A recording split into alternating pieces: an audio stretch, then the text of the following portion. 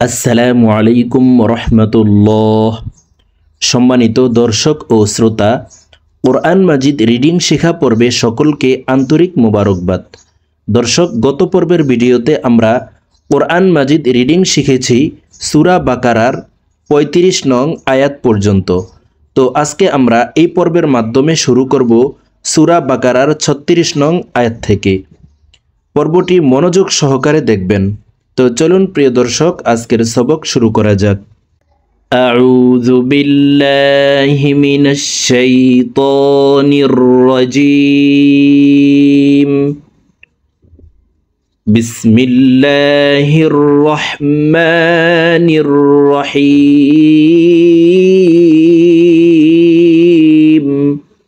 فأزلهما الشيطان عنها فأخرجهما مما كانا فيه। প্রিয় দর্শক, আমি ভেঙ্গে ভেঙ্গে শব্দে শব্দে বলে দিচ্ছি, আপনারা আমার সঙ্গে ঠোঁটনারি আমার মতো বলার জন্য চেষ্টা করুন। আমার সঙ্গে বললে আপনাদের সহিহ শুদ্ধ উচ্চারণ হয়ে যাবে। فأزلهما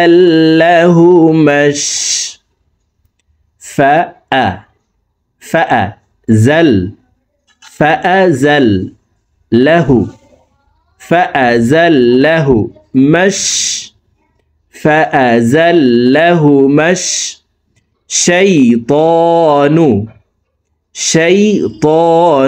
তোকে মোটা করে উচ্চারণ করব। فأزلهما الشيطان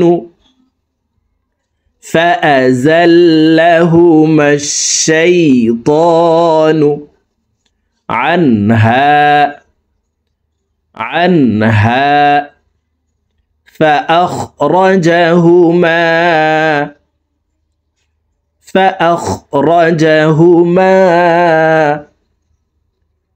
عنها فأخرجهما مما মিম এখানে ওয়াজিব গুন্না। দেখুন, হরকতের বামে নুনে মিমে তাসদিদ হইলে সর্ব অবস্থায় নাকের বাসি থেকে গুন্নাহ করিয়া পড়িতে হয়।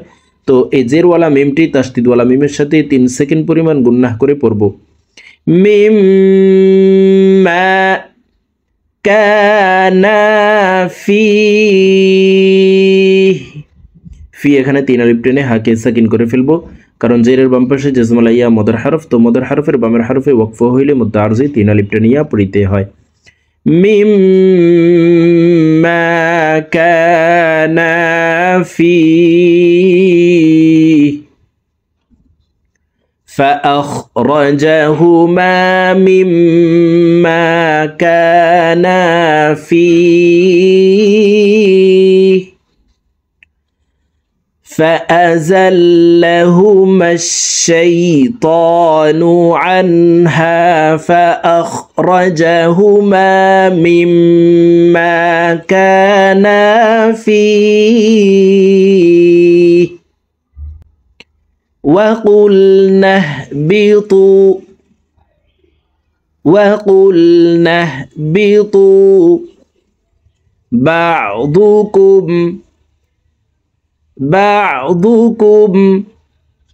لبعض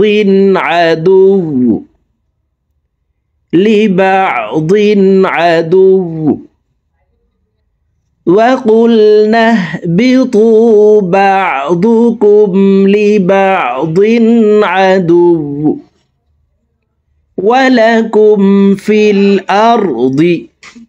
দদকে মোটা করে উচ্চারণ করব। দদ জের দুই, দি বলা যাবে না, দালের উচ্চারণ করা যাবে না। আমরা অনেকে দদ হরফের উচ্চারণ সঠিকভাবে পড়তে পারি না, দদের উচ্চারণ দালের উচ্চারণ করে থাকি। দেখুন, ওয়ালাকুম ফিল আরদি মুস্তাকাররুন।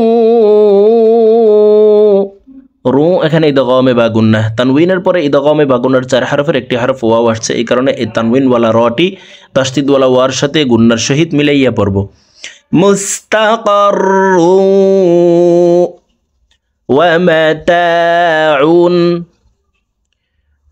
মাতাউন মুস্তাকাররুন ওয়া মাতাউন ইলা হিন।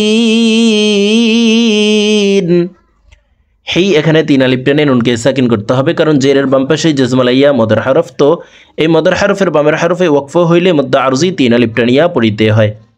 ওয়া মাতাউন ইলা হিন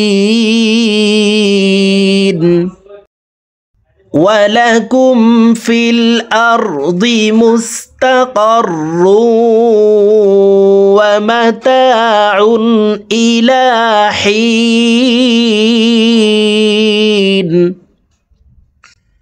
ফাতালাক্কা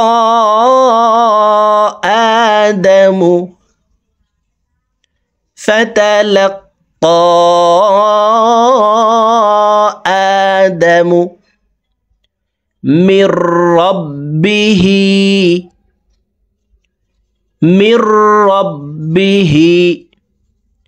কালিমাতিন।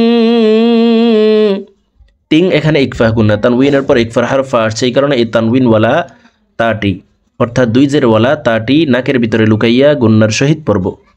মির রব্বিহি কালিমাতিন ফাতাবা। তা এখানে এক আলিফ টান, জবরের বাম পাশে খালি আলিফ, মদের হরফ ডান দিকের হরকতকে এক আলিফ টানিয়া পড়িতে হয়। ফাতাবা আলাইহি ফাতাবা আলাইহি ফাতালাক্কা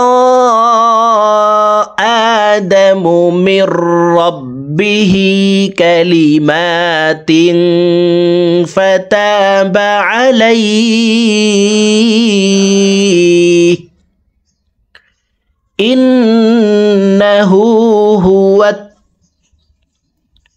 ইন্নাহু হার উপরে উল্টা পেশ আছে, ঠোঁট গোল করে এক আলিফ টেনে পড়ব। ইন্নাহু হুয়াত তাওয়াবুর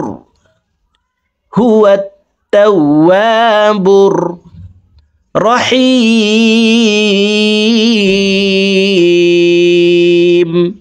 হি এখানে 3 আলিফ টেনে মিমকে সাকিন করে ফেলবো, কারণ জেরের বাম পাশে জজমালাইয়া মদের হরফ, তো এই মদের হরফের বামের হরফে ওয়াকফ হইলে মদ্দা আরজি 3 আলিফ টানিয়া পড়িতে হয়। ইন্নাহু হুয়াত তাওয়াবুর রহিম। আবার বলছি দেখুন, ইন্নাহু হুয়াত তাওয়াবুর রহিম। قلنا اهبطوا মিনহা জামিআ। আইনকে এক আলিফ টেনে পড়ব, ওয়াকফের ক্ষেত্রে হরফের উপরে 2 জবর, মধ্যে ইওয়াজ এক আলিফ টানিয়া পড়িতে হয়। মিনহা জামিআ قلنا اهبطوا منها جميعا فإما يأتينكم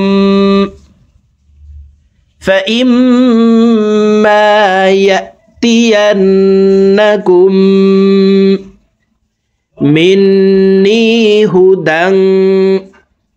মিন এখানে ওয়াজিব গুন্না, 3 সেকেন্ড পরিমাণ গুন্না করে পড়ব। মিন্নি হুদান ফাইম্মা ইয়াতিয়ান্নাকুম মিন্নি হুদান ফামান তাবিআ। আইনকে হলকের মধ্যখান থেকে উচ্চারণ করব, কারণ আইনের মাখরাজ হলকের মধ্যখান থেকে হবে। প্রিয় দর্শক, আমরা অনেকে আইনের উচ্চারণ সঠিকভাবে পড়তে পারি না, হামজার উচ্চারণ করে থাকি। আইনের উচ্চারণ হামজার উচ্চারণ করে যাবে না, হলকের মধ্যখান থেকে পড়ব। ফামান তাবিআ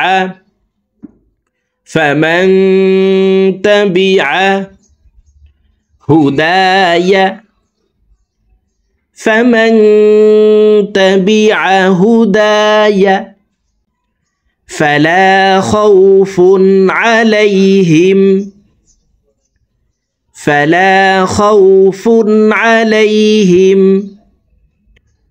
ولا هم يحزنون।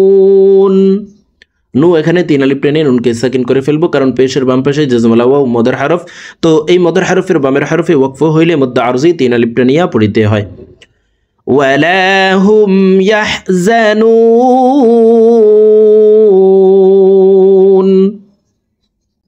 প্রিয় দর্শক, এখান থেকে বলছি, দেখুন, فَإِمَّا يَأْتِيَنَّكُم مِّنِّي هُدًى فَمَن تَبِعَ هُدَايَ فَلَا خَوْفٌ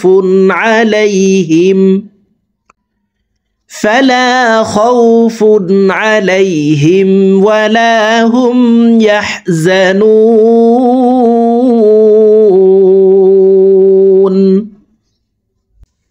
প্রিয় দর্শক, আমি এখন সূরাতুল বাকারাহ এর 35 নং আয়াতের পর থেকে, অর্থাৎ 36 নং আয়াত থেকে 38 নং আয়াত পর্যন্ত আপনাদেরকে একটানে রিডিং বলে দিচ্ছি। তো আমি প্রথমে যেভাবে ভেঙ্গে ভেঙ্গে শব্দে শব্দে বলে দিয়েছি, এভাবে শুদ্ধ করে শিখে তারপরে একটানে রিডিং শিখে নেবেন। বিসমিল্লাহির রহমানির রহিম।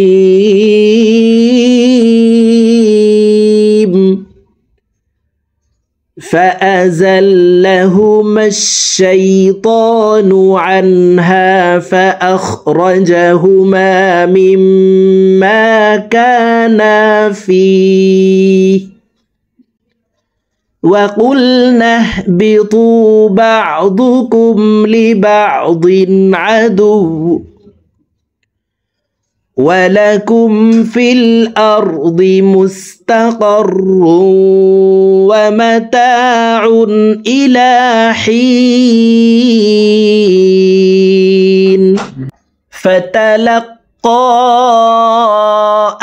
آدم من ربه كلمات فتاب عليه إنه هو التواب الرحيم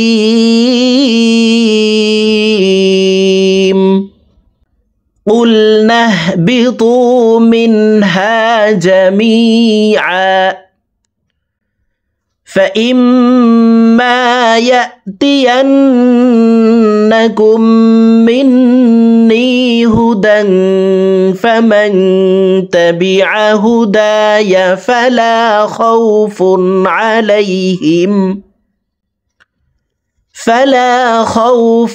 عليهم ولا هم يحزنون।